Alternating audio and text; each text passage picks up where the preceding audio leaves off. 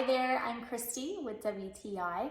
Our dog Moose struggles with itchy skin this time of year, so we were looking for a way to bulk up his diet with some omegas. We decided to swap out his dog food for this brand. We've been really happy with it. The main reason we chose this brand in particular is because the first ingredient listed here is salmon. And as you know, that is loaded with omega-3s and DHA. As an added bonus, this has a probiotic in it, which I love. We not only chose this dog food for what it has in it, but we chose it for what it doesn't have in it.